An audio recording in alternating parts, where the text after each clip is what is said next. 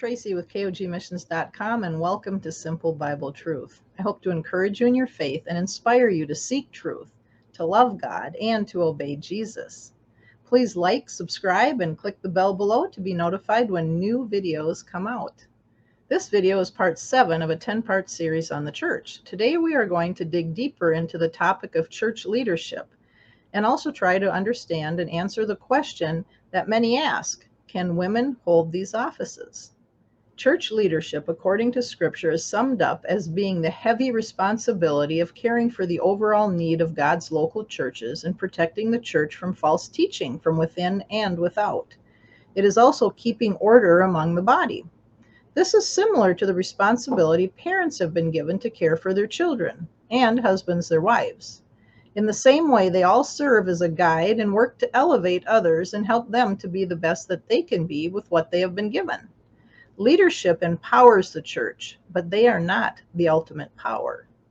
The leaders, or the elders and overseers' purpose is to help the church to be healthy in the faith and to protect them from myths and commands of people who reject the truth.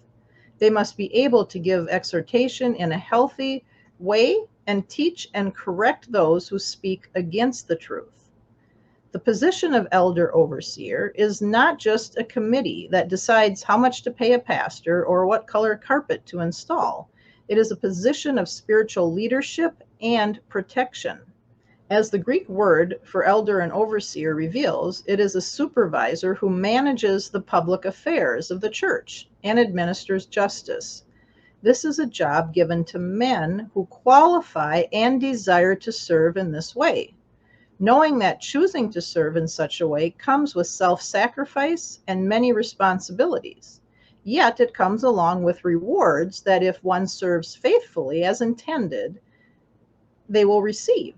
And there are severe consequences if one does not.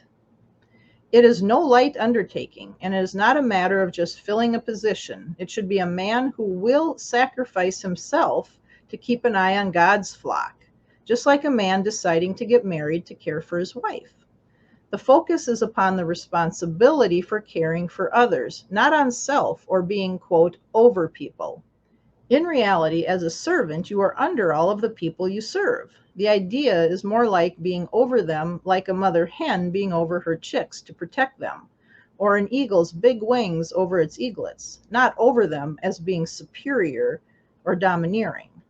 I have heard these verses about elders and overseers to be twisted for the sake of women's rights. The verse says, husband of one wife. It is stating a fact, not talking in general about being a spouse.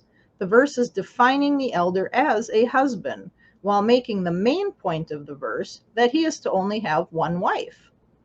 The Greek word husband used in Titus 1:6 and 1 Timothy 3:2 means a male human being, a man or a husband. It is a reference to sex and to distinguish a man from a woman. It is not saying it could be a man or a woman just because the point is about faithfulness and having just one husband or one wife. We know that the Apostle Paul said, if it is possible, you should remain single so that your total focus can be on ministry. If to suggest, in order to twist the passage, that an elder must be married, then Paul's advice is nullified as well.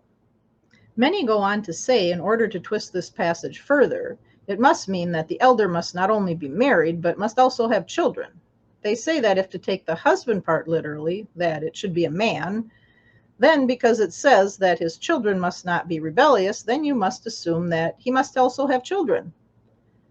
It is a matter of fact. If you have children, they must be obedient. The scripture is not saying that you must have children.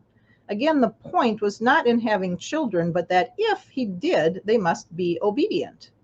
Some take it so far as to say that it means that there must be multiple children because it says children and not child. And so if you had just one child, then you couldn't be an elder either. All of this nonsense and attempt to twist what is said to make it to say what you want it to say must be stopped if we truly want to know God's design of and plan for the church today. As we saw previously, there are very high standards for these leadership positions, and if to serve, you must meet all of the requirements. The list is not a buffet to pick and choose from. You can only be an elder if and when you meet the qualifications and if you have a desire to serve. It is not an easy job, and it demands much self-sacrifice and humility. You must always be looking out for the best interest of the other brothers and sisters. That is why in Hebrews 13:17 it says to the church, "Obey your leaders and submit to them, for they keep watch over your souls and will give an account for their work. Let them do this with joy and not with complaints, for this would be no advantage for you." The appointed leadership in the church has great responsibilities, but the church itself does as well. They should try to make the job easier for their elders and overseers as they too serve alongside the leadership with their gifts and ministries. The church is one body, united by one spirit, with one purpose, which is to keep unity of the spirit in the bond of peace. The church is strengthened as it attains unity and knowledge of the Son of God, and this results in being a mature believer in Messiah, which results in a healthy and strong church. In Part 8, we will address the gift of pastoring and continue the discussion on women, this time in the role of pastor. Until then, as always, I encourage you to seek truth, to love God, and to obey Jesus. Please like and subscribe and click the bell below to be notified when the next video comes out.